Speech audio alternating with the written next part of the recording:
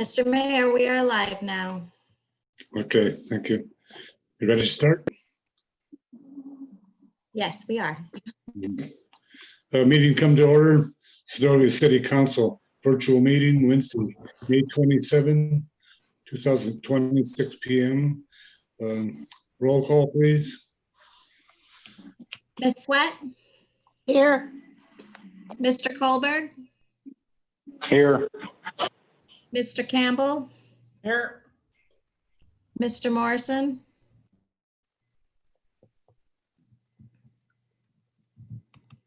I'm sorry about that. Mr. Morrison, Here.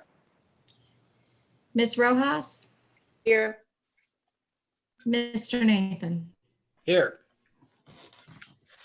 You have a quorum, Mr. Mayor. Thank you. We're gonna put up a flag.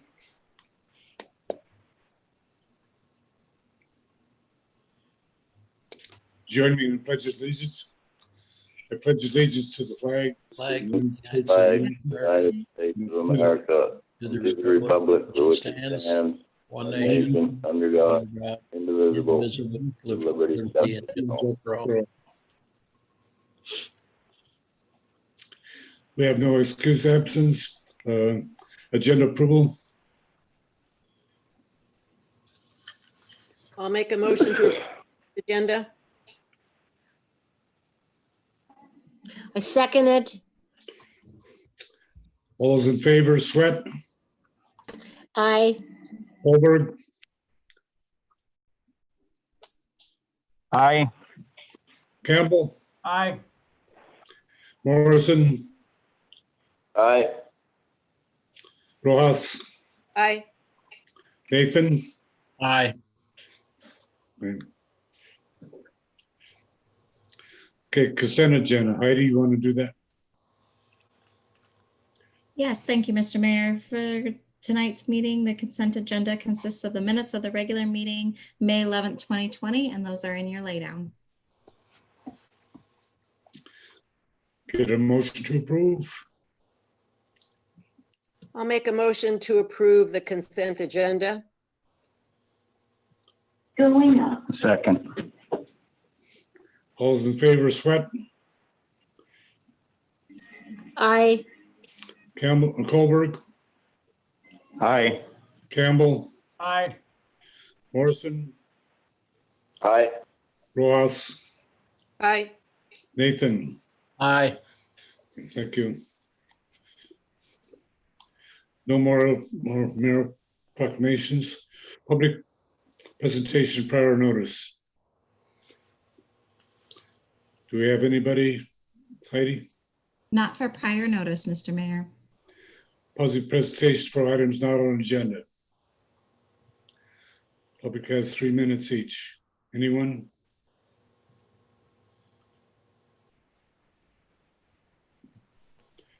Hearing none. Committee advisory board reports.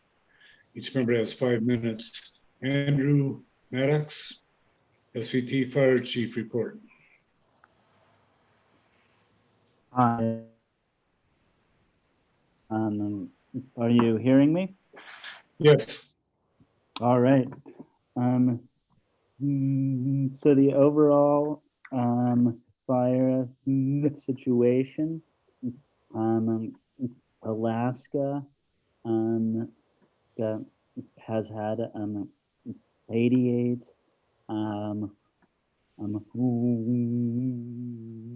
wildfires so far this year.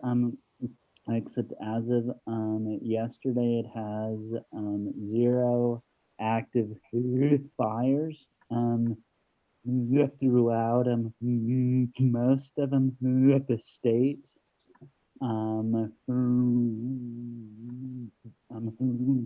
Drains have lowered the fire risk, and the burn ban has been lifted.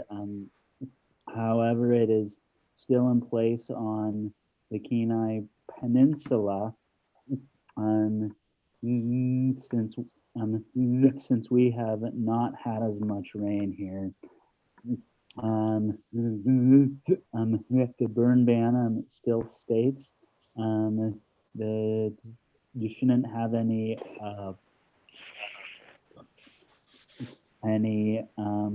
pile burns, burn barrels, large scale burns and things like that, except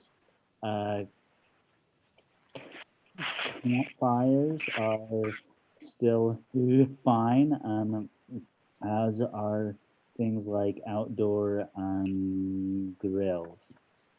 Our overall outlook is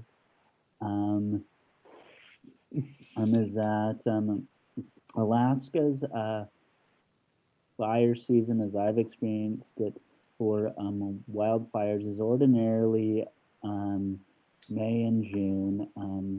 That's pretty typical, but as with last year, where we had a long and dry summer here, who knows? NOAA has been predicting in their 90-day outlook an unusually warm and a slightly wet summer. Some of them, the overall messages here, I think, are still stay safe, since our resources are thin, and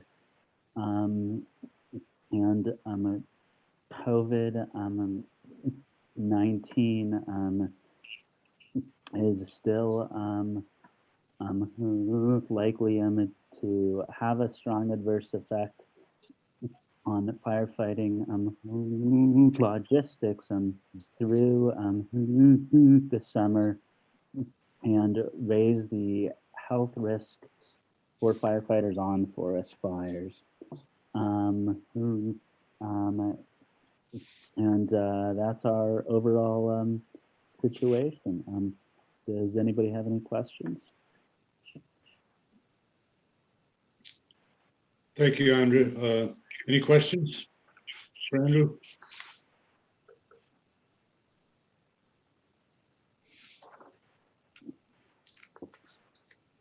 If not, we'll move on. Are there any other board reports, Patty? Not on the agenda, Mr. Mayor. Okay. Okay, moving on. Resolution 20-26, a resolution of the City Council of the City of Sedonia, Alaska, supporting the Kenai Peninsula Borough, the first establishment of Reliance and Security Commission. Staff? Yes, thank you, Mr. Mayor. This was on the last meeting's agenda and was postponed to this meeting. I believe Ms. Vivian invited Mr. Dunn here to speak on the topic for the peninsula. And Aaron McKittrick is here as well, if the council would like to hear from them. Mr. Mayor, if I may, just for a moment. Yes, go ahead, Vivian. I was just, thank you, Heidi. I was just going to, I hope that everyone had a chance to look at in your packets the resolution that Soldotna passed for the establishment of the commission, and also letters of support that came in. And so I'm hoping we can get this to a vote tonight. And I do appreciate everyone's comments from last meeting, and I'm hoping that Willie Dunn, our Borough Assembly representative, will be able to answer some of those questions, and then also Aaron. So I will leave it to Mr. Dunn to give a little presentation, but I hope we can get this to a vote tonight. Thank you. Thank you. Anybody else? Council comments?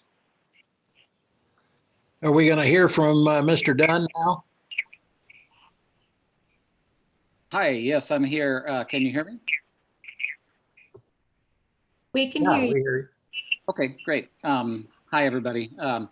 It's good to see some of your faces. And for those of you who don't know me, my name is Willie Dunn. I live over in the Fritz Creek area, and I represent the Southern Kenai Peninsula on the Kenai Peninsula Borough Assembly. And I am certainly happy to answer questions you have about the borough ordinance that your resolution would support if passed. I am not one of the primary sponsors of the ordinance, but after reading it and after hearing some of the feedback, I intend to sign up as a co-sponsor. So I'll be doing that at our next meeting. So I think it's a really positive step for the borough. If you haven't had a chance, excuse me, if you haven't had a chance to look through our ordinance thoroughly, I can give you a real quick background. And it came about as part of our comprehensive plan process. We renewed our comprehensive plan last year, went through a year and a half, 2-year process of gathering public input. And one of the recommendations of our comprehensive plan was that we create a commission such as this. In a comprehensive plan, it's termed a sustainability commission, but the ordinance would create something called a resilience and security commission. It would pretty much, regardless of the name, have the duties intended from the comprehensive plan. It would be an all volunteer commission. It'd be strictly advisory, similar to the advisory planning commissions we have around the borough. There would be no cost to the borough, other than perhaps a little bit of staff time from the planning department, but the planning department is on board as far as supporting such a commission.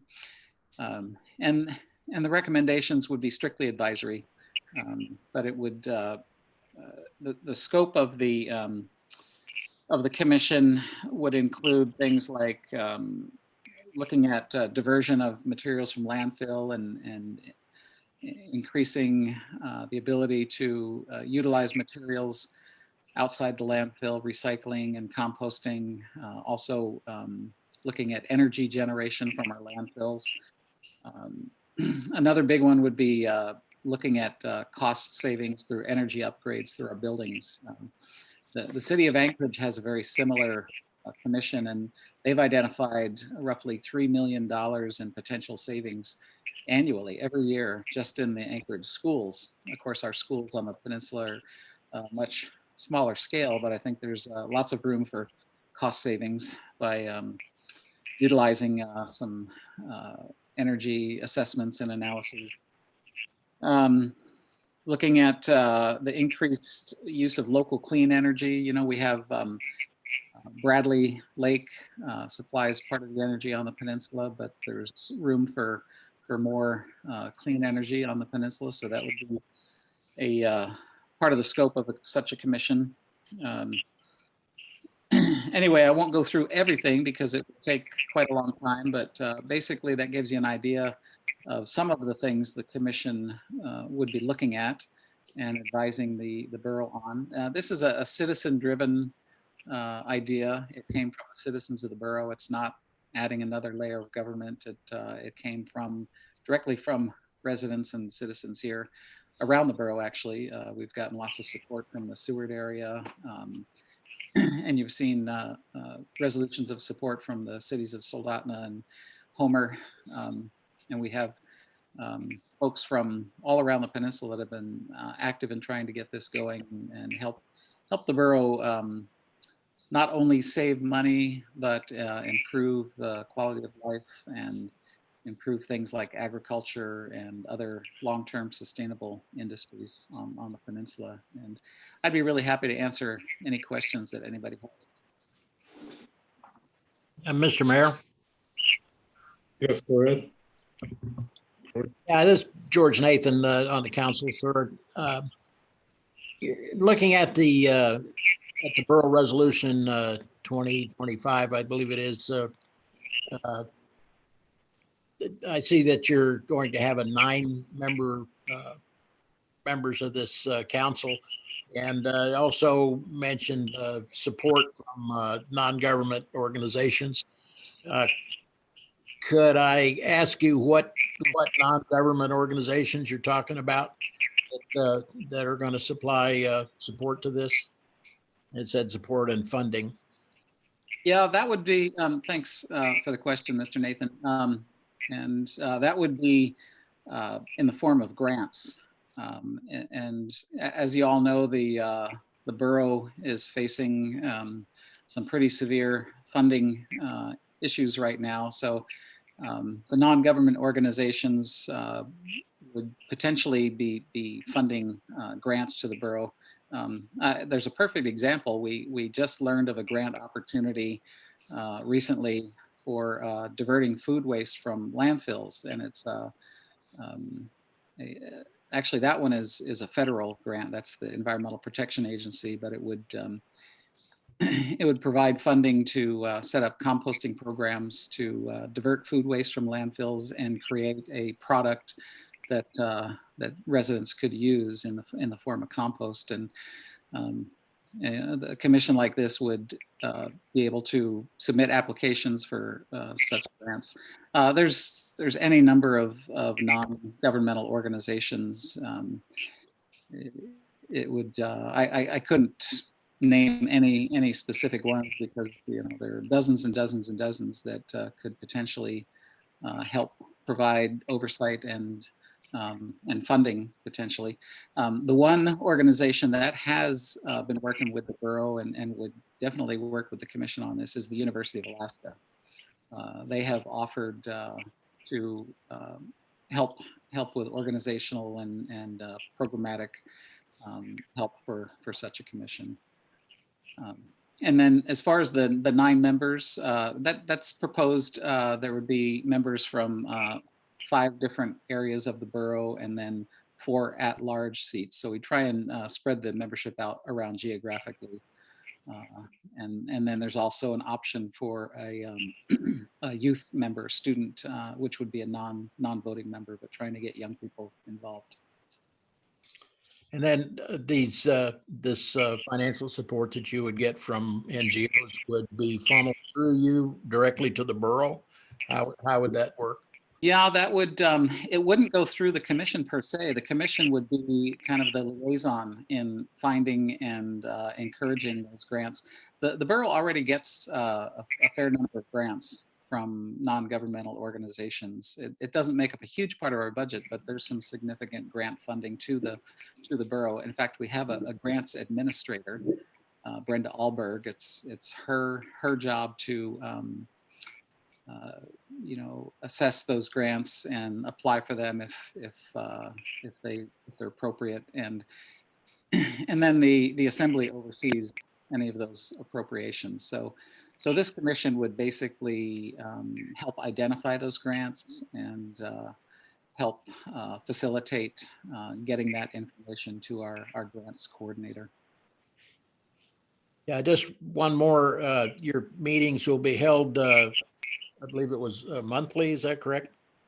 Well, that's how it is in the ordinance right now. Originally, there was some discussion over having the meetings rotate to different parts of the borough, but because of the costs involved with that, it was decided to try and keep the cost to a minimum and have the meetings monthly at the borough assembly chambers in Soldotna. However, like you have with online meetings, the borough has been utilizing online meetings, and I see some opportunities for video teleconferencing with such a commission, which could save travel costs even more. So yeah, right now the proposal is to meet once a month in Soldotna.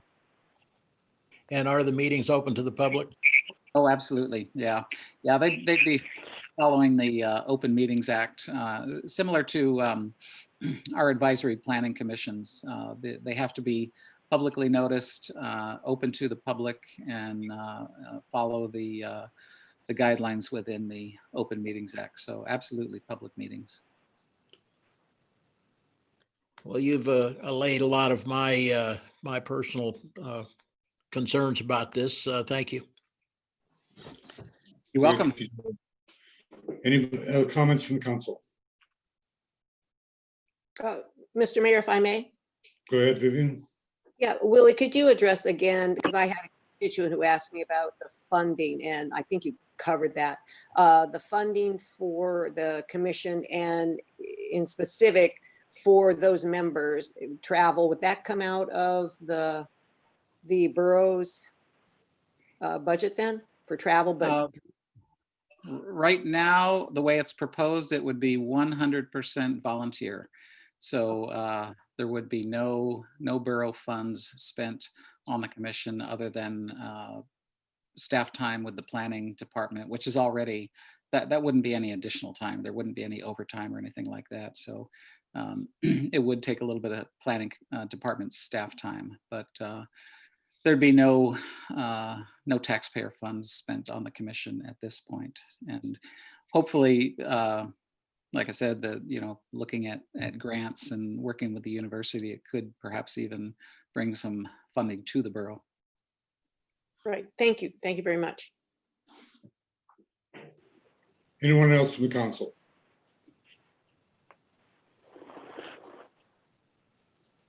If not, anybody from the public have comments on this item? Yes, Mr. Mayor, I have 2 written comments that I would like to share with you. Okay, The first is from Miss Cindy Mom. It says, to Seldovia City Council, May 19th, 2020. The summer of 2019 got our attention with severe drought, water shortages, high temperatures, and wildfires. On Thanksgiving, another big storm took out a lot of our old trees. In December, there was extreme flooding. Seldovia Slough and Harbor were brown for a couple of days from all the rain washing our soil into the ocean. Rising ocean temperatures, salmon spawning failures, ocean acidification, seabird die-offs, erosion, and increasing spruce bark beetle populations have been ongoing for years, although maybe a bit less dramatically than the fires and drought. Changes are happening to our climate and to the natural system.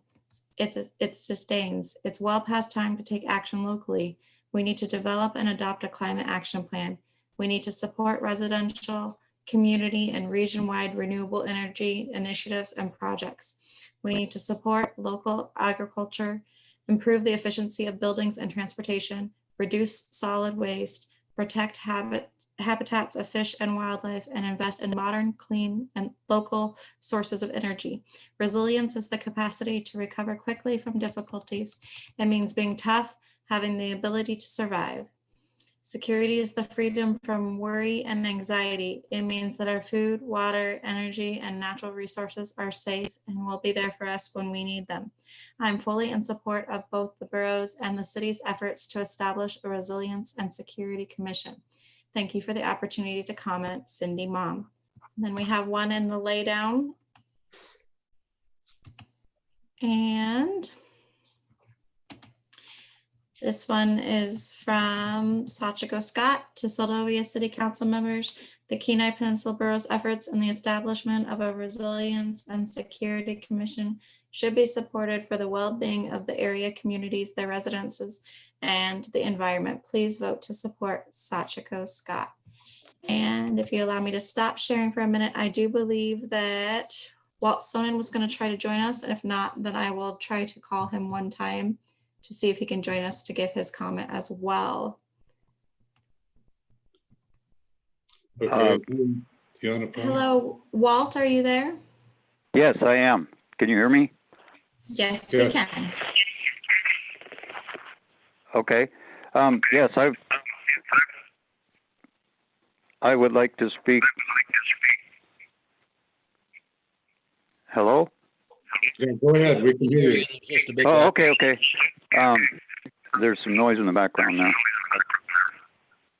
I would like to speak in support of the Resilience and Security Commission, and I'd like to thank Willie Dunn for coming on with his comments and elucidation and explanations. It kind of clears up a lot of what's going on, because I was a little bit concerned about the funding and adding another layer to the government. But I think it's time that we make a formal recognition at the government level of things that are happening around us. And I see the commission as a feeler to recommend strategies going forward to look at efficiencies and consider changes. I think we need to look at the long term.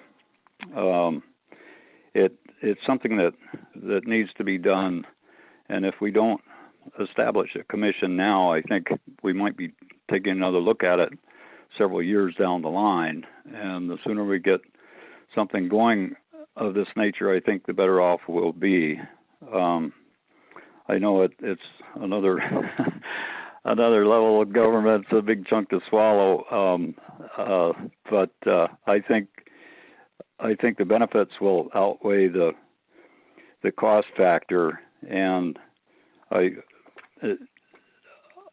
would like to see this commission go forward now. And thank you very much. Thank you all. Anyone else from the public?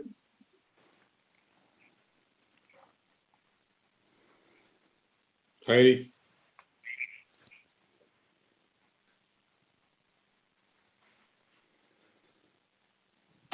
I'm not seeing anybody else raise their hand, Mr. Mayor. Okay, thank you. What are your wishes, council? Do we want action on this? Yes, Mr. Mayor, if I may?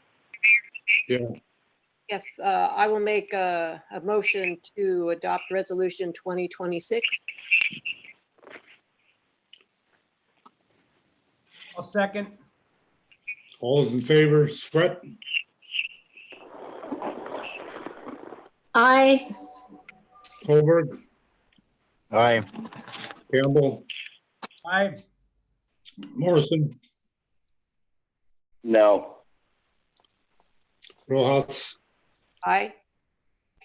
Nathan? Nathan? Sorry, I was muted. Aye. Okay. Good. Motion passes. Moving on, resolution 20-28. The resolution of the City Council of the City of Sedovia, Alaska, authorizing the acceptance of coronavirus relief funds from the state of Alaska, Department of Commerce, Community and Economic Development in the amount of $255,381,072. Did I read that right? Staff, Heidi, you to take this. Yes, thank you, Mr. Mayor. This is on page 15 of your packet. As previously discussed about in the budget, this coronavirus relief funds coming through the state of Alaska through the Department of Commerce, Community and Economic Development is in the amount of $255,381.72. There's paperwork that accompanies that, and part of it is an acceptance of those funds with a resolution. This follows their template that they are asking for, except that it includes the language of authorizing the acceptance. And if you see down towards the bottom, it talks about the city manager under section 1 being authorized to sign a grant agreement with the state of Alaska, Department of Commerce, Community and Economic Development for coronavirus relief. Thank you. Sorry, I read that figure wrong. Council comments? yeah, I have a comment. This is just a little bit more than what we originally thought, right, Heidi? I can speak to that. Oh, go ahead, Cassidy, sorry, We yeah. had originally, when the initial CARES Act funding came to the state, had us at about $254,000.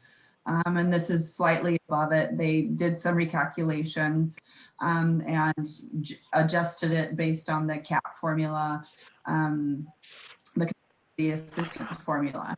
So it's just slightly above what we were anticipating. I do want to let you know how this is going to be dispersed.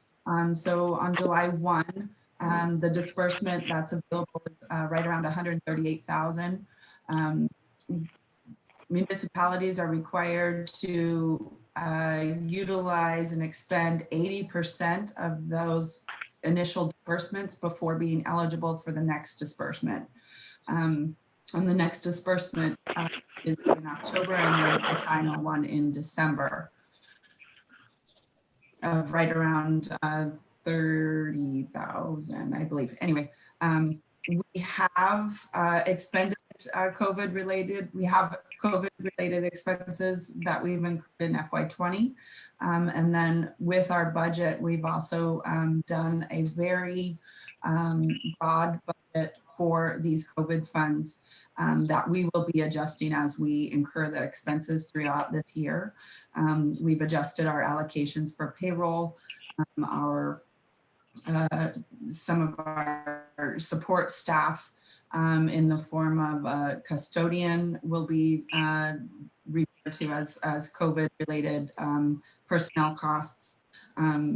We can use it to meet the payroll expenses for public safety, public health, healthcare, human services, and similar employees whose services are substantially dedicated to mitigating or responding to COVID-19.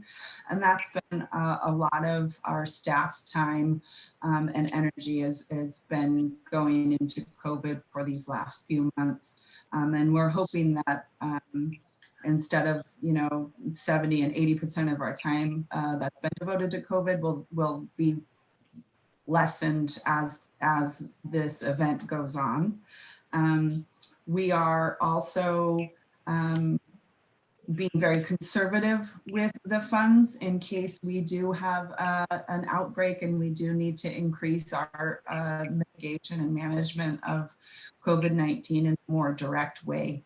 And that is a concept and a reality that I have in my head at all times. So much like the budget, the CARES budget, we will be talking about often, and we will be making sure that these funds are expended under the guidance of OMB.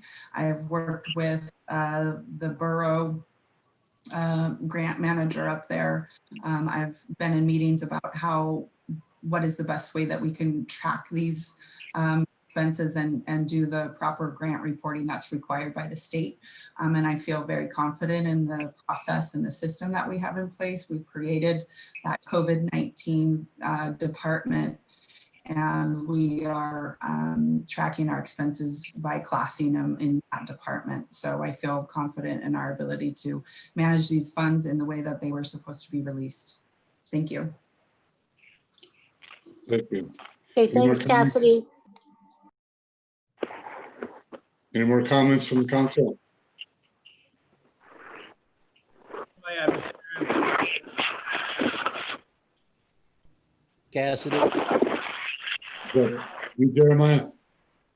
Yeah, thank you, Mr. Mayor. Yep. At this point, I mean, I think, I think most of the issues have been addressed, through either OMB or AML, or the city's asked a number of questions. I think all the local communities that are receiving these grant funds are in the same boat. There's still a little bit of gray area out there, but obviously we're going to have to trust in the city manager and the finance officer's best judgment on the expenses. And I think as long as you guys are, obviously, keeping clean records and accounting of all this, then I assume we'll get, at the during the monthly finance reports, like you were saying, we'll get a current accounting of where we're at on our expenditures. So yeah, at this point, I consider this housekeeping, and I'll definitely be voting in support. Thanks.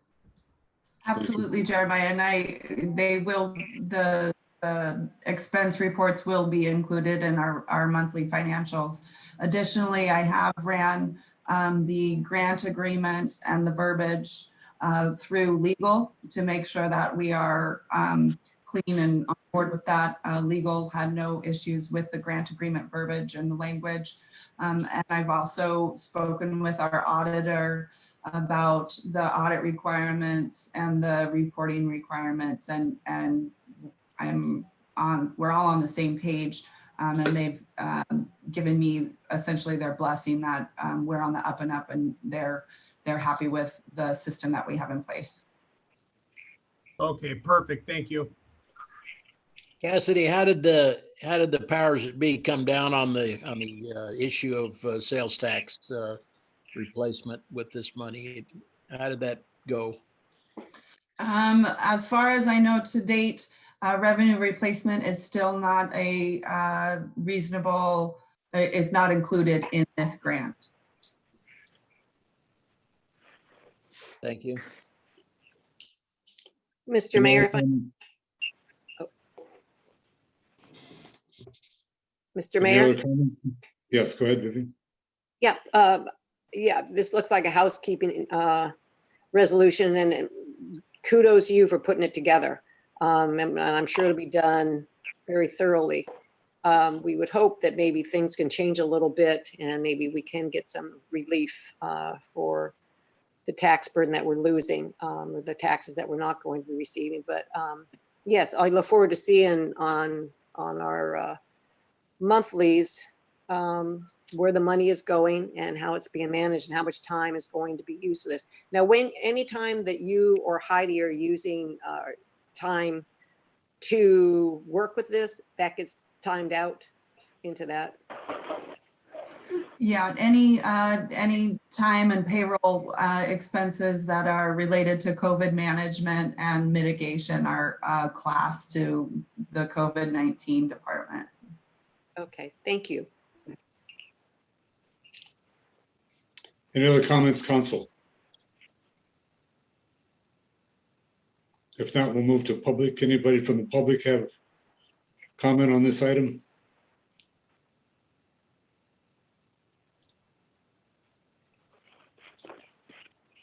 If not, Corey Richard, council, you want a motion on this? I make a motion to accept resolution 2028. Second, All those in favor, Sweat, Aye. Colberg, Aye. Campbell, Aye. Morrison, Aye. Rojas, aye. Nathan. Aye. Okay, motion passes. Moving on, resolution 20-29. Resolution of the City Council of the City of Segovia, Alaska, urging the United States Post Office to provide consistent, reliable daily service to the community of Segovia. Staff? Thank you, Mr. Mayor. So as you all are very well aware, our post office has had different hours of operations based on the level of staffing that they are able to have, and the extra position that has been open for quite a while has been tough to fill. We felt it immediately last week when the post office was closed and we weren't notified. The community wasn't notified. It was a very short notice. And I felt that it was very important that we communicate to the U.S. Postal Service how vital and critical this service is to our community. It's not just to get Christmas cards, it is to receive prescriptions, medications, and much of our daily supplies for life. We depend on the post office for so much more than I think a person in an urban area would depend on their post office. So I thought it was important that we convey this message and convey that importance to the U.S. Postal Service, urging them to continue to provide that reliable service we receive from the current post mistress, but also fully support them getting the staffing that they need in order to continue those services for our community.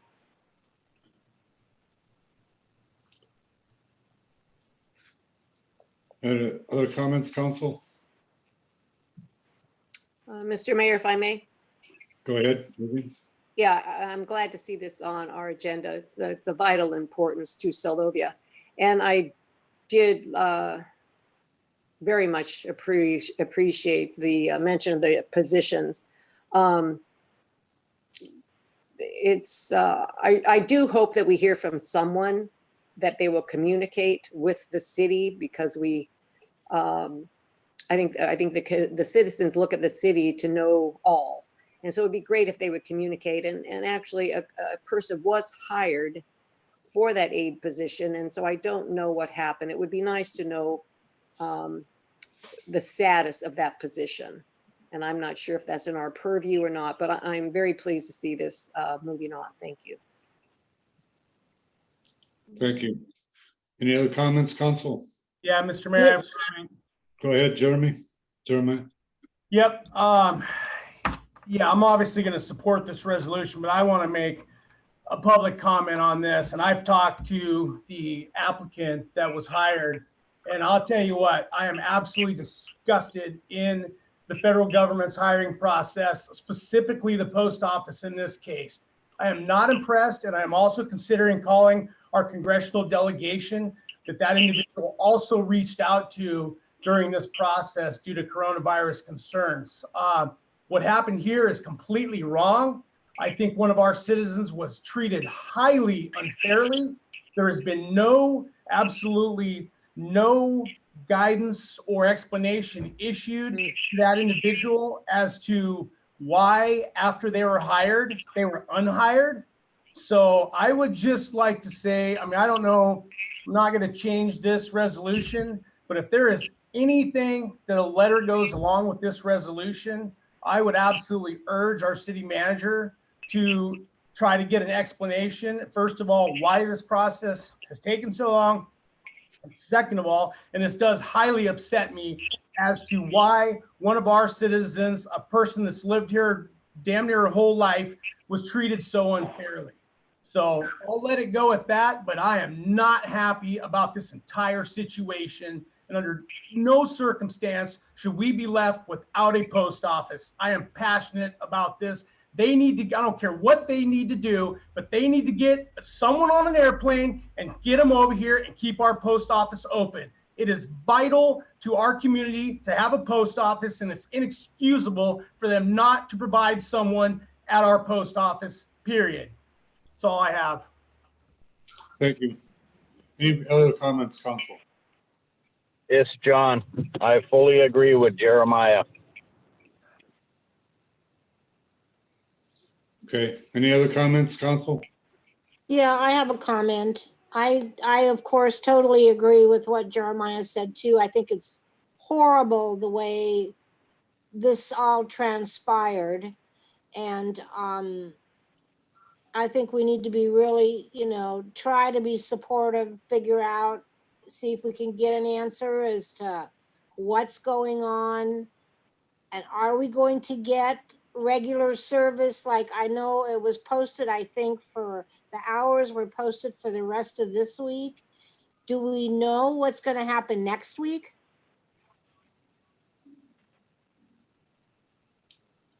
Anybody? I'm sure that we don't. Okay, well, that's just really unacceptable. I mean, especially, some of the businesses that are ordering things through the mail or Amazon, and just people, like Cassidy said, there are meds and all sorts of things. So I just don't think it's right either. Okay, thank you. Anybody else from the council? Mr. Mayor, if I may, just one point. Go ahead, Vivian. Jeremiah, thank you for going livid on us. I definitely back you on that one. And I would actually encourage the city office perhaps and see what kind of push and pull we have, and send a letter and ask for a definition or ask for an explanation as to where we're sitting. And yes, I heard the story about the person who was hired then not hired. That's totally not okay. And Friday they're closed, but there needs to be some communication from the U.S. Postal Service as to what is happening to our post office. I don't know if anybody sat in on the Senator Murkowski in the chamber. They were going to bring it up with her. I don't know if anybody heard that, but we need recourse. This is absolutely, it's a slap in the face to Seldovia, and it's not right. So thank you, Jeremiah, for your fervor in this, and I totally agree with you. Thank you. Thank you, Vivian. Anybody else from the council?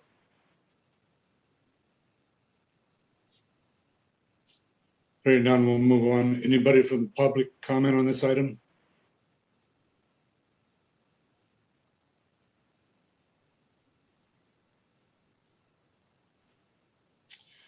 Hearing none. Do you want guidance on this, Cassidy? In reference to writing a letter or anything? Nope, I think I have the gist of what you guys would like me to convey. Okay, thank you. There'll be no action. We'll just move on I then. think we want to go ahead and make a motion to adopt resolution 20-29. Second, All those in favor?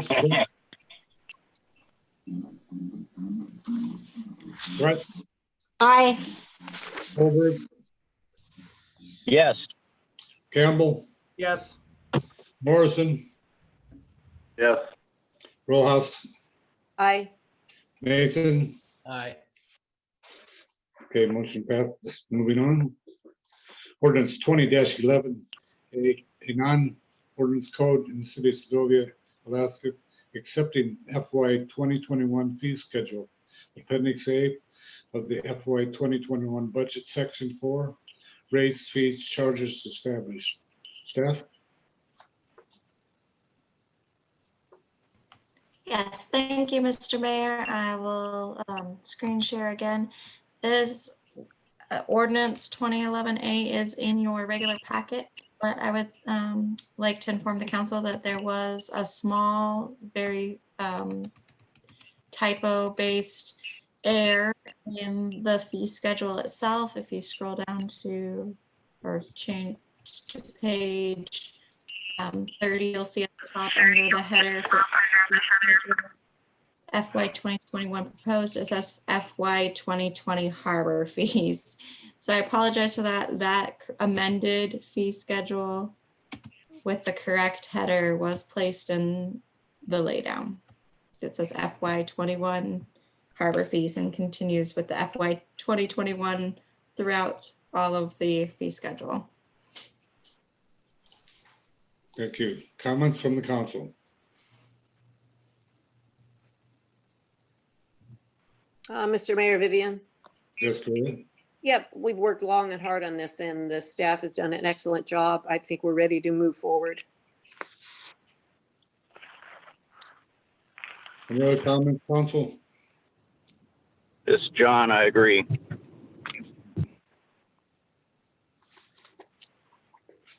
Any other comments from the council?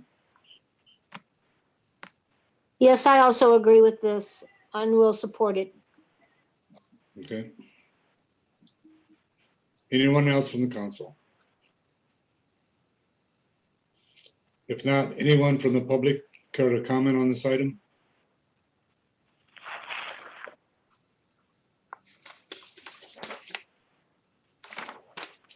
Hearing none, we want a motion on this? I'll make a motion that we adopt ordinance 20-11A. Second. All those in favor, Swett, Aye. Colberg, Aye. Campbell, Aye. Morrison, Aye. Rojas, Aye. Nathan. Aye. Okay, motion passes. Moving on, ordinance 20-11B, a non-code ordinance of the city of Sedalia, Alaska, appropriating funds, Appendix B, annual budget for the fiscal year ending June 30, 2021. Staff? Yes, thank you, Mr. Mayor. And this is in your regular packet. It starts on page 48.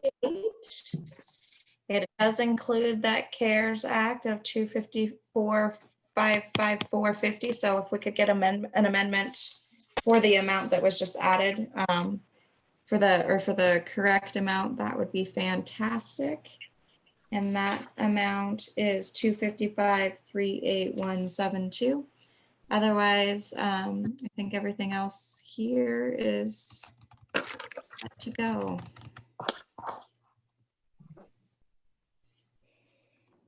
Okay. Council comments?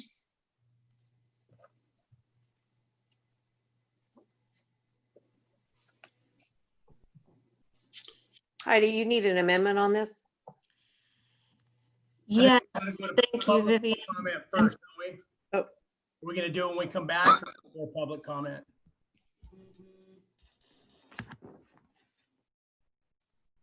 I was just asking, what was the amount again? 255? It's 255. Sorry, I just lost that number.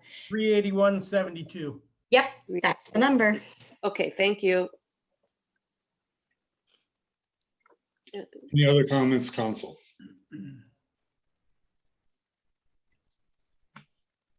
If not, public comments on this item?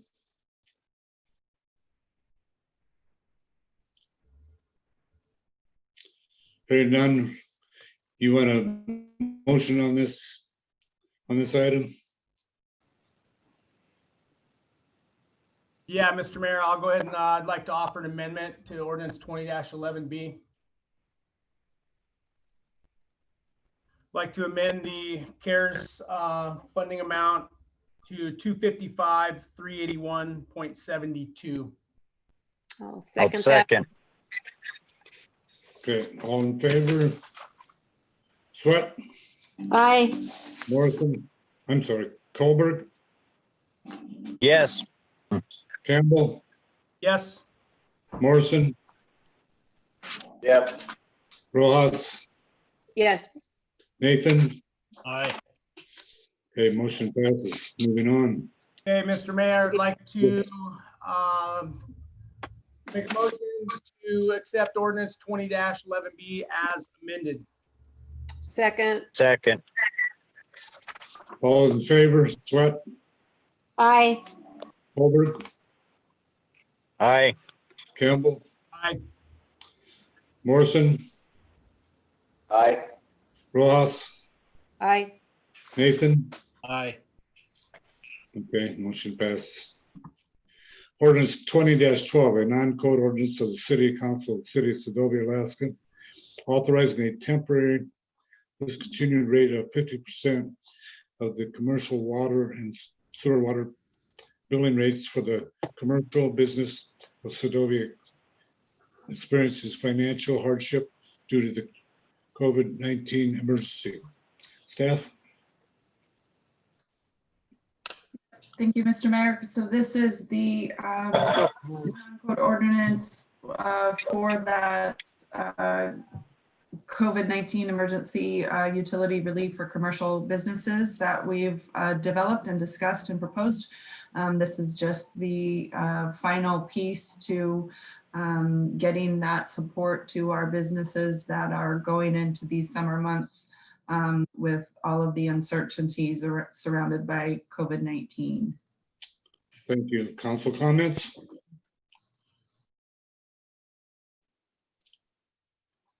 Yeah, Mr. Mayor. I'd I'm in support.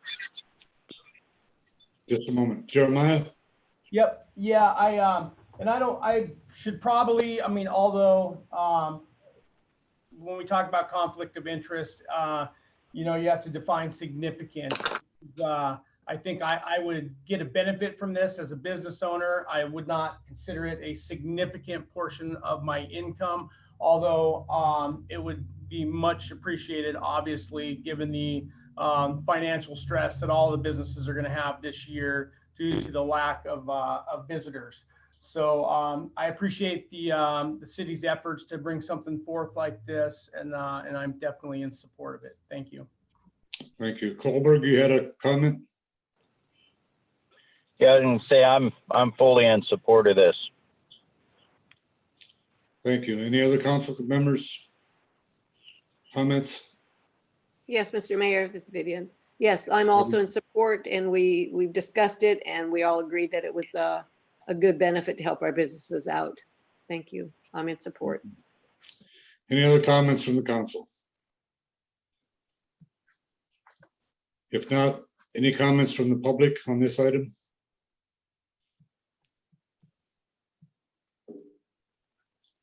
Hearing none, what are your wishes, council? I'll make a motion that we adopt ordinance 20-12. Second. All those in favor, Sweat, Aye. Colberg, Aye. Campbell, Aye. Morrison, Aye. Rojas, Aye. Nathan, I believe I have to abstain. okay, motion passes. Unfinished business. None, I'm sorry. Yeah, new business discussion of City of Sedalia reopening operations. Steph? Yeah, thank you, Mr. Mayor. So on page 66 of your regular packet is the management and operations plan for city buildings, properties, public areas, grounds. Also include the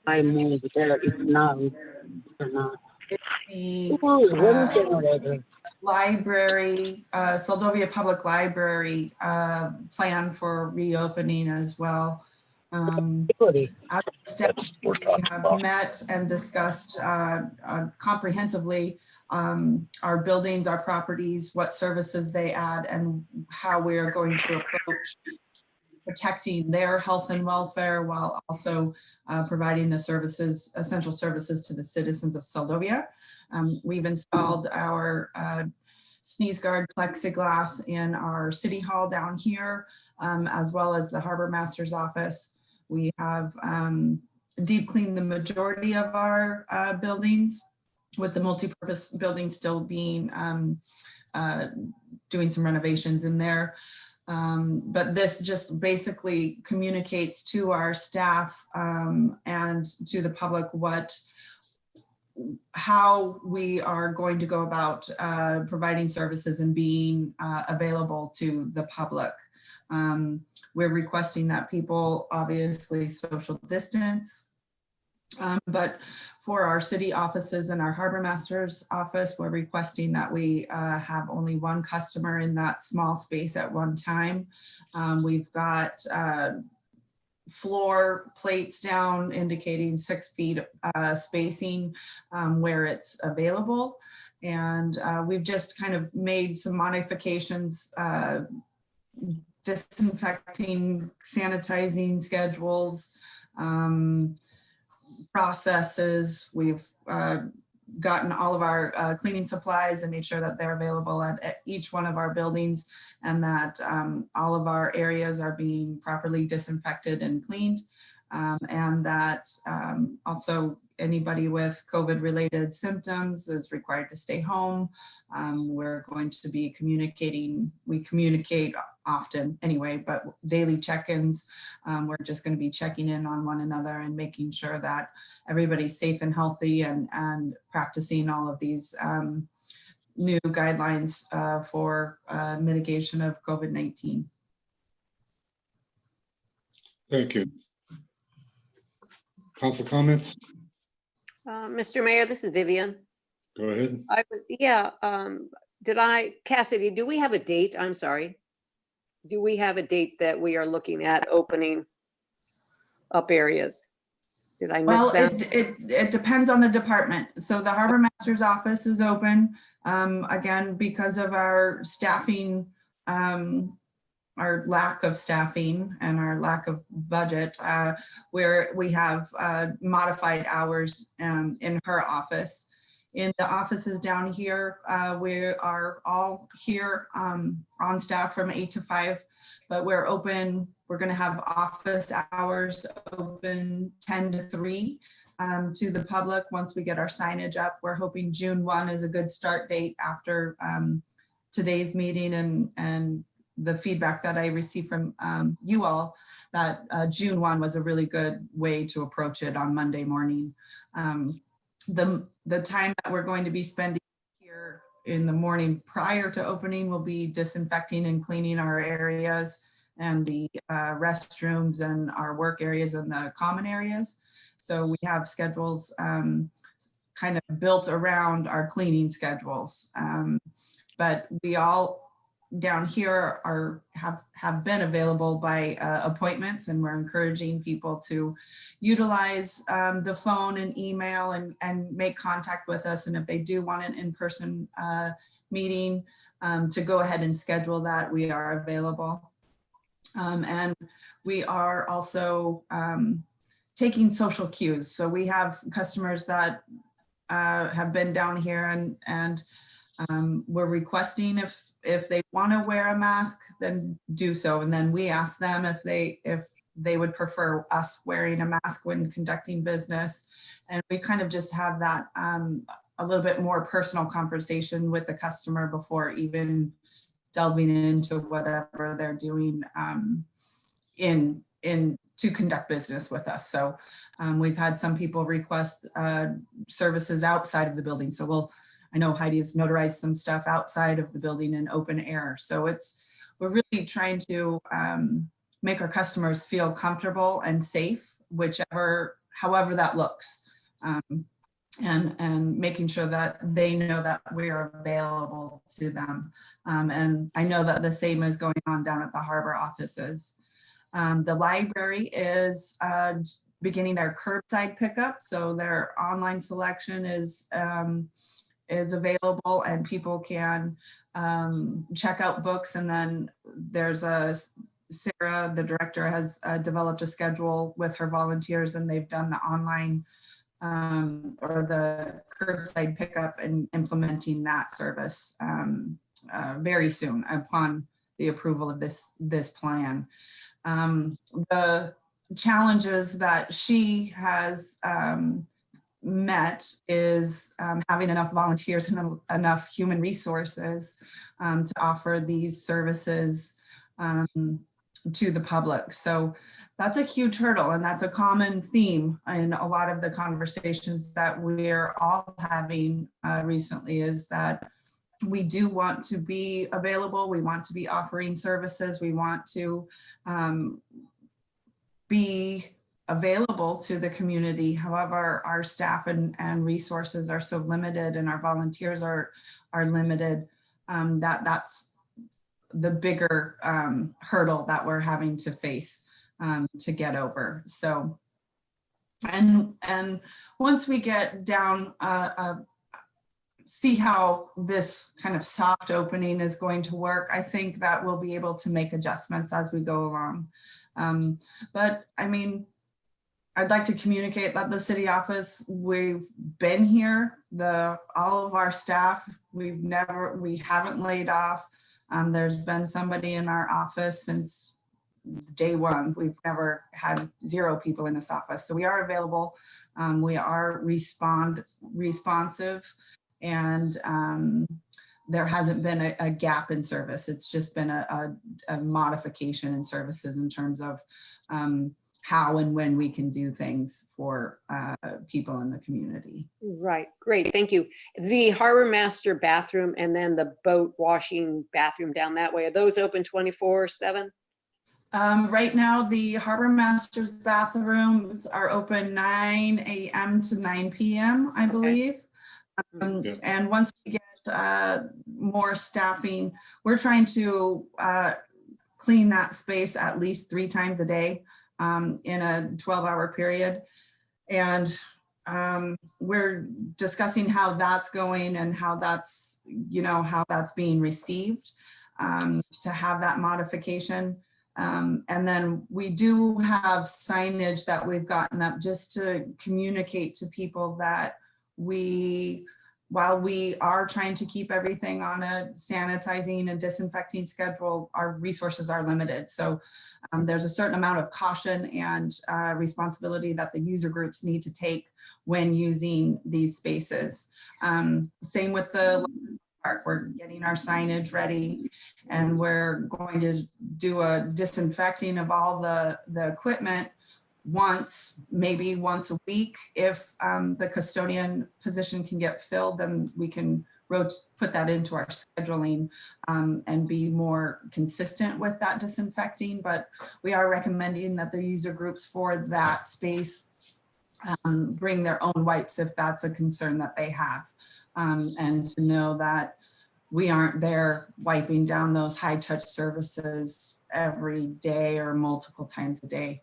The campgrounds, we have them open. They're spaced out apart.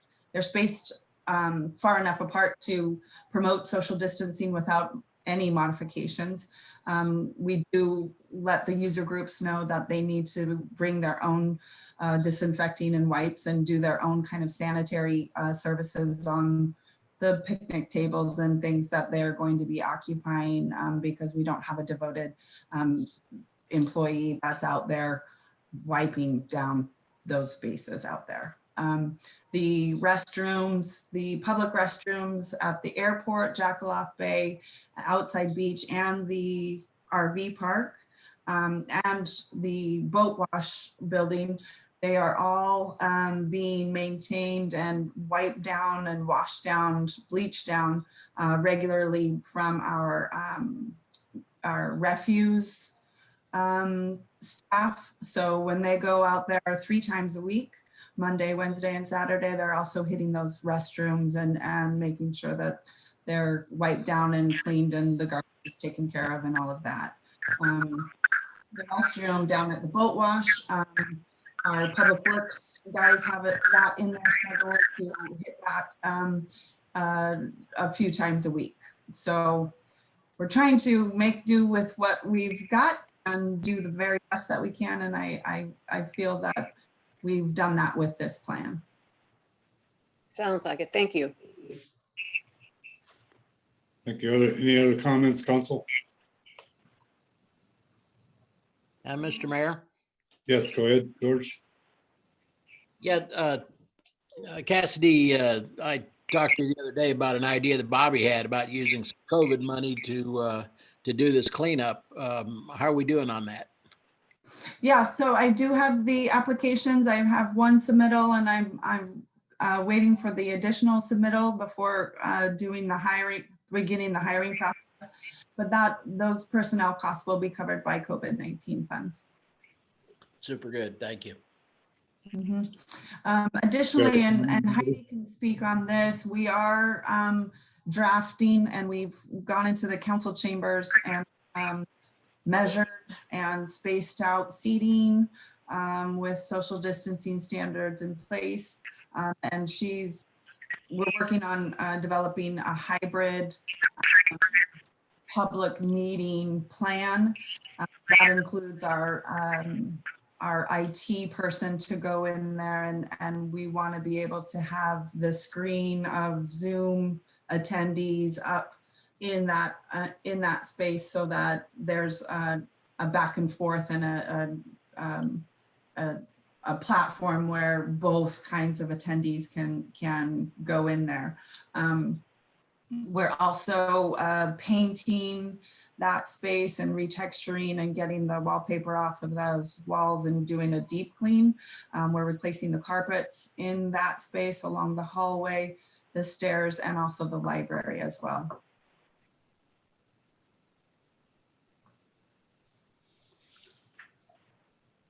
Any other comments, council? Yeah, Mr. Mayor, I just had a quick one. Okay. Yep. Thank you for you guys for putting this together. We had at our offices here in town and all of our projects all over the state have had to come up with, mitigation plans, obviously, no different than any, large business organization that wants to, that is trying to, reopen and be responsible and be safe for their employees, and while protecting the public, obviously. So the only one I don't like is, I'll just make one comment, is, on the campground where you've got the non-household members are prohibited from sharing any tent, RV, or other lodging type in the city of Seldovia RV and campground sites. Now, I think that was taken from the lodging mandate, that verbatim. Again, it just goes back. I don't really care for that because I don't think it's fair that you guys have to, that we need to be checking on people who's, who they're sleeping with or who they're cohabitating with in their lodging. So it wouldn't bother me if that one disappeared, but again, I suspect that one probably won't be too enforced too hardcore. So, but the overall plan, looks good. Yeah, and these are guidelines, and the campground guidelines were taken directly from the state parks director. So we're gonna just leave those in place in case it turns into a huge block party at the RV park. Yeah, I got you. No, I'm fine. Any other comments, council?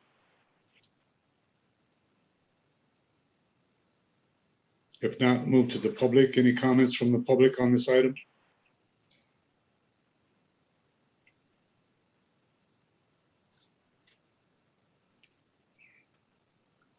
Hearing none. Okay, this was just for discussion. If there's no other comments, we'll move on. I would appreciate the council supporting and accepting this plan as a path forward for staff and administration.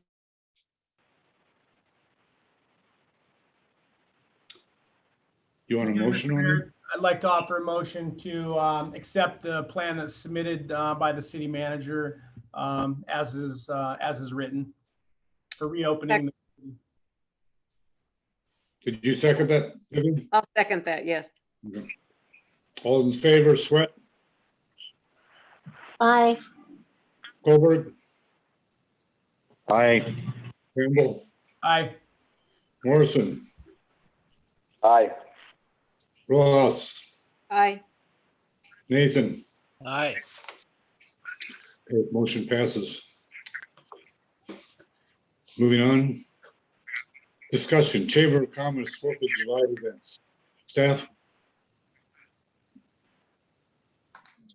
Yep, well, we just came out of the work session with the chamber, the joint work session with the chamber. That was a very productive and constructive conversation. I think we had a great group of people that want to get together and have the same goal in having Seldovia have some type of celebration, whatever that looks like. I know that the chamber is going to be coming back with a formal proposal for June 8th, and that'll be for your guys' consideration of what that looks like. And I don't know if you guys want to further discuss here. I know there may be some other questions, or you've had time to ruminate on some of the discussions earlier today, so I'll leave it up to you.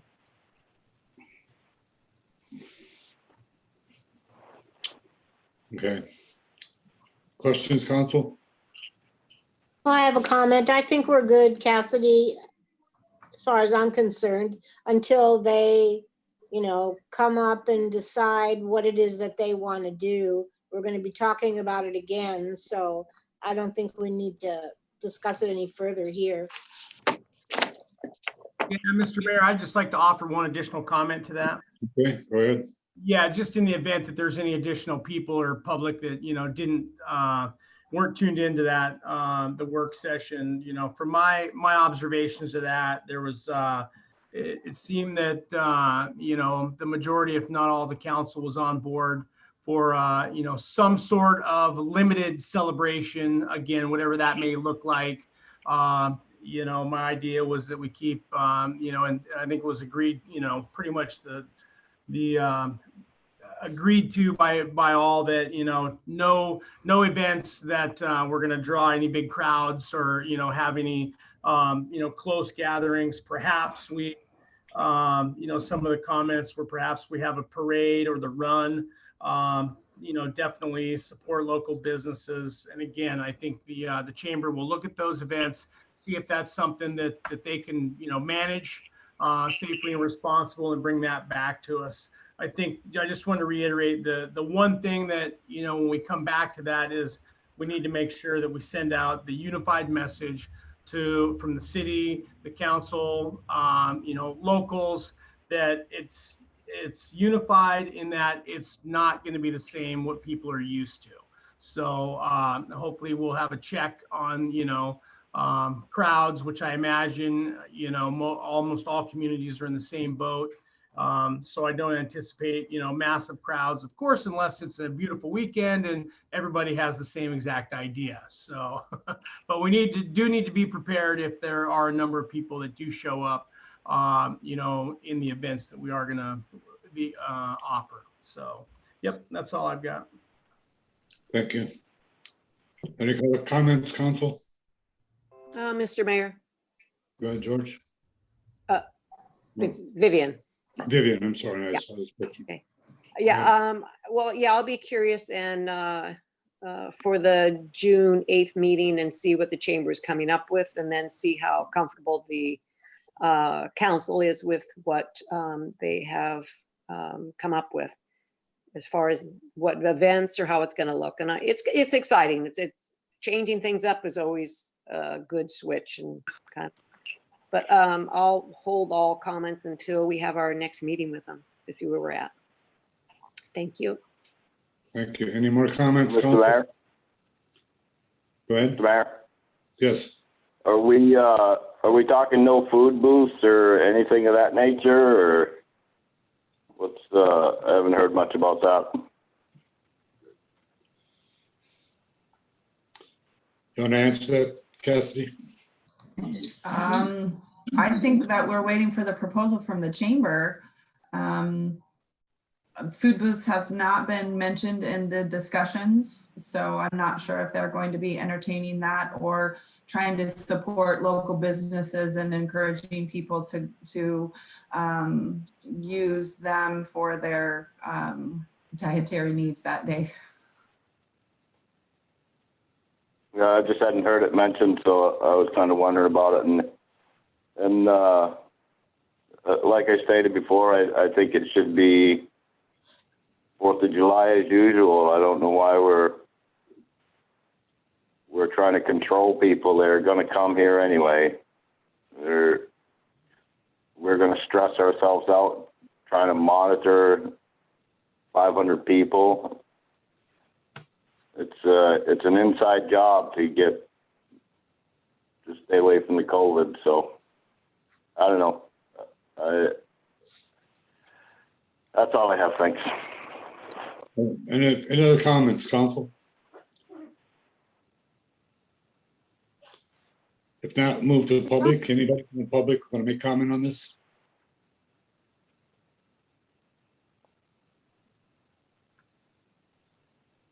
Hearing nothing, this is just for discussion only. So if nobody has any other comments, we'll move on. Okay, administration report. Mr. Mayor. Yeah, I think we need to, I'd like to make a motion to table this to time certain date of June 8th at our next regular council meeting. Okay. Sounds good. We need a motion on it or no? We need a second. I second. All's in favor? Sweat? Aye. Holbert? Aye. Campbell? Aye. Morrison? Aye. Ross? Aye. Nathan? Aye. Okay, motion passes. Excuse me, Mr. Mayor, Yes. can I get a clarification on Morrison's vote? Aye. He said aye, yeah. Thank you. It scrambled on my feedback. Okay, thank you.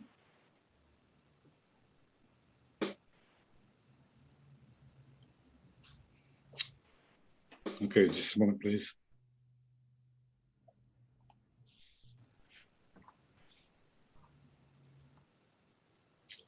Okay, administration report, treasurer's report, none. City manager report, see lay down.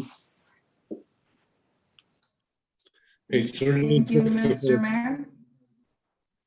Thank you. Go ahead. Page 36 of your laydown is the first page of the manager's report. Obviously, we've been COVID-19 management and working on those reopening and operations plans. Also working with the Seldovia Public Library on theirs, doing staff training, developing cleaning standards, keeping up to date with the state mandate guidance and the reopening plans. The governor's phase 3 and 4 of the reopening is in your regular packet. So those are great documents to refer to, as those are the latest round of releases from the governor's office. The I've been working on the coronavirus relief fund grant program. So we are getting all of those systems in place and making sure that we're dialed in. I've submitted and signed off on the final draft for the FY19 audit. We should be receiving that, and you'll be presented with that at the June 8th meeting. We've scheduled the FY20 audit to be in August. We've worked on a 2020 Alaska Count Census Outreach community raffle. So we received a mini grant a few months ago to promote people's participation and promote them filling out and completing their census for our community. I believe that we're at 12% of completion for our community, so we still have a long ways to go. So we developed a census raffle where we wanted to support local businesses, and so we purchased a parcel of gift cards to the listing of local businesses. And if you fill out your census, and you can take a picture of the completion page and give it to Heidi. She'll put your name in the hat for a drawing of one of these gift cards of your choice. So we're trying to promote the census and people completing that, but then also trying to support local businesses and having people engage and support local. So I feel like it was a double win on there. We've been working great, having Jan in the office, and Heidi and her have been spending a lot of time training and getting her on board. She's a great addition to our team, and it's been a great few weeks to have her in the office and moving in that direction. Harbor Lot business buildings, we've got the financial piece together. Dale is, Sterling Supply is building them as we speak. So hopefully it's a few weeks until completion, and then we'll move on to logistics of getting them down here, and Bobby's going to be heading up that effort, and hopefully we'll be seeing those in the harbor parking lot next to the pavilion soon, and getting that project moving forward still. We received word that the new Lollipop Park equipment is in Homer right now. So we're waiting to get it arranged for transport on the ferry. And then we'll be putting that together and getting that installed for this summer season. So we're a little bit delayed, but due to the ferry, I think we're as on time as we can get, considering our ferry service. The water infrastructure project. So you guys may have noticed that Charles and John have been out digging and taking care of a lot of our repairs. The dock street here at the hydrant was an interesting repair.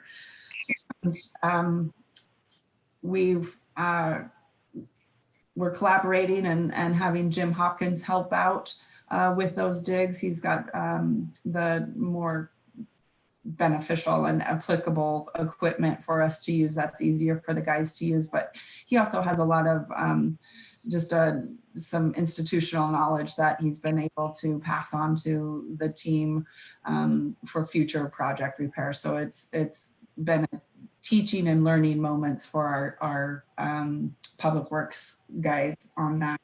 But with that dock street repair, it was a significant leak right there where the hydrant comes out into the main.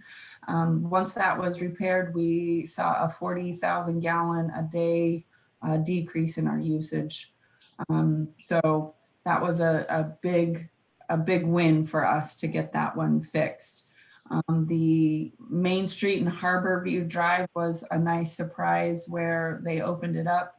They opened it up yesterday, went down there, and it was one of the leaks where Alaska Rural Water Association support. Kevin had been there several times and had heard water running, and so we opened it up, and it was actually a storm drain that's located right next to the main. So it wasn't a leak, which is good, but we did spend a day and a half on that, but I guess knowledge is power. We do have another possible leak up on Vista Drive, and Kevin is in town right now, so he'll be taking his equipment, researching that to see if there's an actual leak, because the water has dissipated. So we're not sure if that was just runoff from that hill up there or not, but we've definitely been able to check off a lot of the problem areas that have been on our list for the 6 months, and we're seeing the benefits of that in our water usage. I've included with our water usage, we started our basically our water source and reservoir kind of management plan right now, since we're going into the warmer months. So we've been up there on a regular basis. The guys will be going up there every 2 weeks to begin with, to just make sure that the levels are right, flush out the lower part of the dam and get some of that sludge out, and just make sure that everything's looking good up there. And so right now the reservoir is completely full. If you look on, yeah, so I have water consumption for the month of May included here. You can see we're right there on the 11th and 12th is when we fixed the Dock Street repair, so it dipped down immensely. But we are still creeping there right around, we're hovering between the 80 and 100,000 gallons mark. And we are trying to figure out if that has a direct correlation with a lot of our summer residents coming back and using more water. Our harbor water has been turned on. So there's a lot more water usage down at the harbor, people washing their boats and accessing that water. So we're still analyzing a lot of our water usage throughout town, and trying to make the fixes where we can, but a lot of it does come down to our consumers and how they're using water in their households. And for some reason we've been, if you look on the 25th, we had a good dip on the 25th, and then it went back up on the 26th. I spoke with the guys today, and they said between the 26th and 27th, there's been another significant dip in our daily consumption, and they didn't do anything. So we have a theory that there was a customer, a water customer, who possibly repaired something in their home or on their line that took care of a significant leak, because it went down to about 60,000 gallons. And that's significant. So I'll be looking at the data for the rest of this week and seeing if it's going to stay put. But we are trying to avoid another situation as we did last year. So these are the mechanisms that we put in place to manage and be aware of our water consumption, and also our daily, just how much water we have up at the reservoir. So I just also put this other slide here to show our consumption levels from last summer, from August and September, to give you an idea of where we were last year. We were there at 150,000 gallons for a lot of the year. We dipped down to that 100,000 range there in September, and that's where we're hovering right now. So we want to be lower than that, and we're trying to figure out the ways to do that. Oh, yep, I have the hourly usage too for the month of May, so you can see what town is using on average per day. So 3,500 gallons per hour between there and 5,400. So it just depends on what people are using at any given time. And then photos of the reservoir at full capacity as of, that was May 4th. We have another set of pictures. They'll be going up there tomorrow to take another set of pictures. So we're just closely monitoring what's happening with our water source and making sure that we're going to have a good summer when it comes to water. We go back up, Heidi. Thank you. Let's see, we're still doing a bunch of that. We're trying to get the multi-purpose building as our next big project. We're getting the carpet. It's supposed to be delivered sometime, hopefully by June, and then we'll get that installed. We're going to be painting and resurfacing those walls, so it'll be a nice clean area for people to utilize and for customers to come in and feel like the space is clean, disinfected, and healthy. So we want to ensure that our public has that feeling when it comes to our public buildings. You may have noticed some signs. We had gotten a request from Wellspring Group, who works with Southern Kenai Peninsula Resilience Coalition, and they have a message and kind of they're working on just a community messaging program to make people, just remind people that mental health is very important during COVID-19. It's important all the time, but especially now it's such a new reality that we all are in, and it's they put together signs that just have gentle reminders for people to keep in mind, the important things that can keep you healthy and grounded. So we have some of these up at the harbor, and I believe, I can't remember the other location, so Heidi, you can remind me. But I thought it was just a good message and a supportive message for our community and those that visit, that caring for yourself and caring for others is very important during this time, and to make sure that those positive messages are being out there and being communicated, and also that people are connecting with one another in these new ways. So we appreciate that message, and I know that even if you go across the bay, you'll see them in all sorts of different places around Homer and on the Southern Kenai. So that's my report. Questions? Okay, any questions? Mr. Mayor, it's Vivian. Go ahead, Vivian. Yep, Cassidy, just a quick, what funds are we using for the replacement of the rug and the walls? I mean, that's going to be so beautiful to see, but what funds are we using for that? Those are covered under COVID-19 funds to do upgrades and renovations to buildings for health and safety. Excellent, excellent. And the census, there was a gal who was doing census in town. Is that 12% what she reported to you? She was in town this past weekend doing census door to door. She did not report that. Heidi has a special portal or something where she knows what percentage of our community has reported. So I know it was 10% at the last meeting.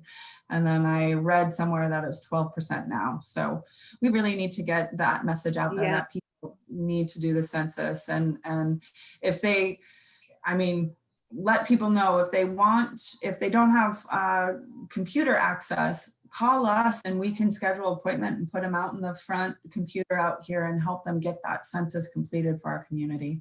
Right, yeah, because she's going around with her laptop, and I thought she said she can actually help the people just do it. So I don't know if she's coming back, but this is her area to do. Yeah, and I know that Dan and Sue Hex were on board with the census because they had been calling us for the last few weeks trying to get their their travel plan in place, and I'm not sure if this is in lieu of that or not. I'm not sure. Heidi, do you know more? I'm sorry, what is the question that the lady doing the census is in lieu of Dan and Sue Hex coming? Is that your question? Yeah, is she, if a person does, I have a question. If a person does a census with her, do they get approval and then can show that to you for the raffle? Absolutely. Okay. Absolutely.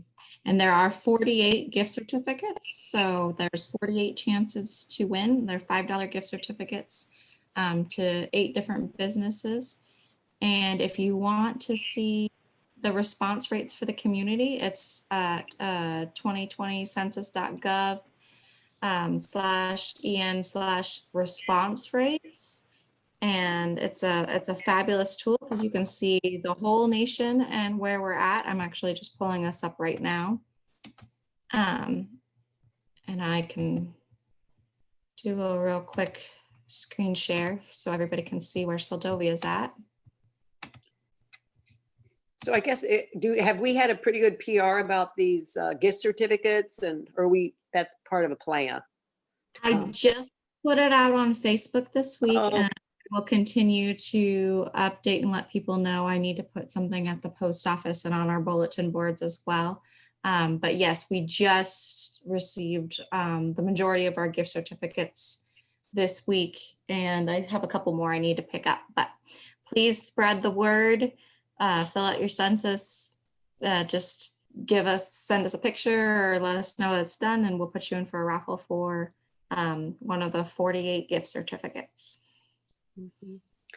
Yeah, I presume people who did it a long time ago must still have it on their computers if they did it online. But 12.9%, that's not very much, but that'd be wonderful. We can get it up to 80 or 90%. Absolutely. Thank you.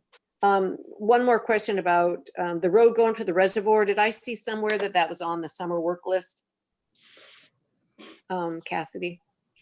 Yes, so that is on the summer work list, as well as that post that's below the dam that we need to restabilize. So that is on our list this year. Okay, great. Additionally, I forgot, it wasn't included in this. I had a phone call earlier this afternoon with DOT, and they'll be planning to come over and start resume their resurfacing project for the state road out for Jackalock Bay Road. And they're going to, they're slated to start on July 6th. So they'll be coming over, and Carl High wanted just to make sure that we were aware that they were going to be here working. They will be adhering to social distancing and being very respectful of our community in that way. And they have permits to draw, they're getting their permits to draw water out of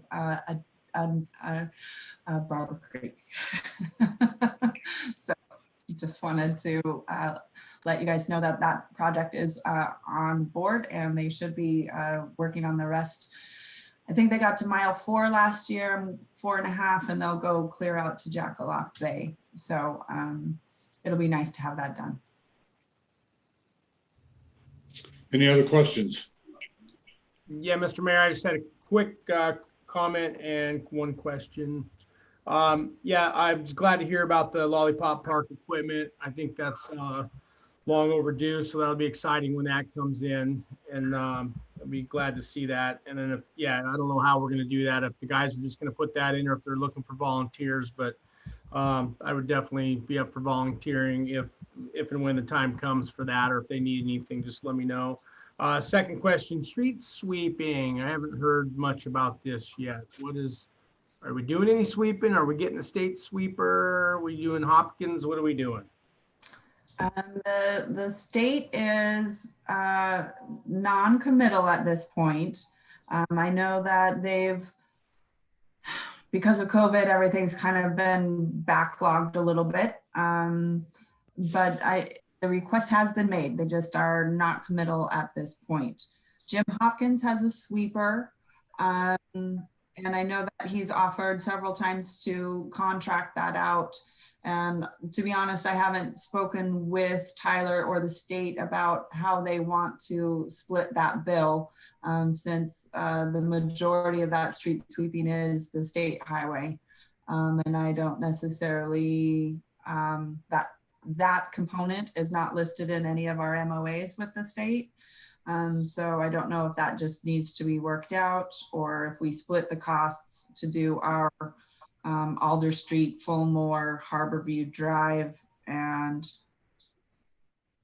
that's it, because Seldovia Street and Main Street are state.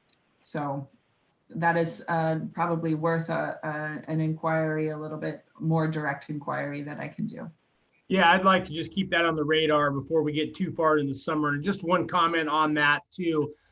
Jim's going to do ours, and I think he's contracted to do some stuff for ACS and or HEA, but the cuts in Main Street right now, the patch is ordered for that. He's waiting for the ferry to start running again. And when that comes in, I think he's going to try to get all those. I think I don't know if he's doing the city one or not down by Chisses or not, but I assume we're going to probably get all these whacked out in, just a day or two once everything comes in. So that'll be nice to get all these holes closed up and get the speed bumps gone. Yeah, and that'll be great. Can you include me in those discussions, and we can all, I think that it would behoove us to just get them all done at one time. Yeah, yep, for sure. Yep. Yeah, I'll follow up with you on a sidebar on that. Thank you. That's all I have. Mr. Mayor, Okay, go ahead. you have a question for Cassidy. That you said we're using the COVID money to remodel the council chambers and library. Is that kind of a gray area for what that's used for? If we can use it for health situations, let's get a bunch of porta potties in here for the 4th. So the carpet replacement is covered under COVID. I've asked that specifically to the state because the carpet is so old and dingy and dirty, it poses a health hazard and a health risk. We're not remodeling, we're renovating the carpet and painting. So a whole remodel is not what the plan is. For if that's something that the council wants to discuss, then please bring that up during probably the next chamber meeting. Okay, thanks. Any other questions?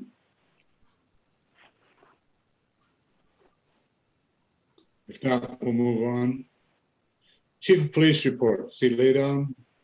Harbor Master's report, see lay down. Public Works report, see lay down. Information items not requiring action. Executive session none. Council and mayoral comments concerning items not on agenda.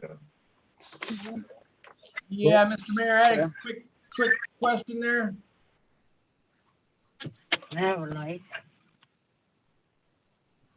Pardon me? Yeah, Mr. Mayor, can you hear me? Yeah. Yeah, we've got the, I don't know if Paul wanted to speak, he's actually on the line.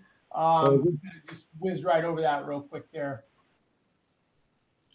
Did you want to speak, Paul? So yeah, I don't have really anything additional to add, but my report is there in the laydown. Obviously, as clearly as the report shows, April was definitely, as it was for everyone else, kind of consumed with COVID, things, whether it was meetings and task force and things like that, or answering calls and addressing things like that related to COVID. But yeah, glad to see that a lot of that is tapering off as we are trying to resume some back to normal stuff. But the report there, and I'll take any questions if anybody has them. Yeah, I had one, Mr. Mayor. Yeah, I just wanted to quick just make a comment about, or if you had any follow-up. I know you just had to put down, I don't know if it was the second bear. I'd heard that there was that this was the second bear shot. I'm not sure if in town here, I'm not sure if there's if that's correct or not. But I know that bear had been around to a number of residences and was starting to get a little bit aggressive. And I just wanted to comment. I think I agree that it was time to probably a little overdue. That bear should have been put down. So I appreciate you taking care of that. And I know there's a few citizens that are also happy. It's never good when we have to do that, but that bear was obviously not going to go away and lost all its fear of humans. So thanks for taking care of business on that one. Yeah, no problem. Any other questions for Paul? I'd like to make a comment. I agree with that because obviously the bears do get aggressive, but the other side of the coin is I think people need to take responsibility and make sure their garbage is someplace where the bears can't get it. Don't leave out all this other stuff. I know we've discussed this in the past, like a couple of years ago. When these things happen, are people getting fined or getting ticketed? I guess this is a question to Paul, if he's still there. Yeah, I'm here. So, Okay. The approach that I take with this is the approach that I try to take with most everything else that I'm allowed to is to initiate a warning first. So if I contact somebody that has garbage out or some other bear attractant, I address it with them. I talk to them and issue that warning. And if they were to not, remedy that, then yes, they would be cited. I have not had to cite anybody, thankfully, because, if anybody's ever had to shoot a bear in a can, it's not a very fun experience. And so, I'm sure not for the bear either. Right. So, yeah, I would absolutely cite somebody if they did not remedy the situation. So ideally, in a perfect world, we shouldn't have to issue warnings, right? People should just know, that, hey, we have bears, we have, we live in this beautiful place where bears also live. But, the truth of the matter is, especially people just get kind of accustomed over the winter to not maybe being as careful, or they don't think about the fact that, oh, my bird feeder is attracting bears, or, my chickens, which I'm allowed to have and I want to have, they may be attracting bears. So a lot of it isn't necessarily things that need to be cited. It's just people need to be reminded of things they can do to limit the attractants for the bears. Right. Thank you. Mr. Mayor? Yes, go ahead, Vivian. Yeah, Paul, could you clarify, was it one or two bears that have been shot? Yeah, I've only had to put down one bear this year. Okay. And the idea of ever having, I have not heard. Sorry, I have not heard of any other bears being put down. None have been reported or anything to me for, like a defense of life and property or anything. So I'm not aware of another bear being put down in town at all. Okay, great. Yeah, I wasn't sure if there was a rumor of two bears or there was the one. The idea of ever getting a tranquilizer gun and removing them from Fish and Game out of town, does that ever exist in your world? So it would absolutely exist in my world. It does not exist in Fish and Game's world. Yeah. Fish and Game is adamant that, because even when we did trap the one when I first came here, like I said, I had no desire to shoot this bear in a barrel that I had just caught. Fish and Game was very adamant and clear that there will be no relocation. That if we if we have bears coming to town, the only solution is, prevent them from coming in by keeping things clean, right. Or if they do come in and they become a problem, they're going to be put down. Okay, yeah, that's what I thought. That's too bad. Okay, thank you, Paul. Any other questions for Paul? If not, thank you, Paul. Thank you. All right. Okay, moving on.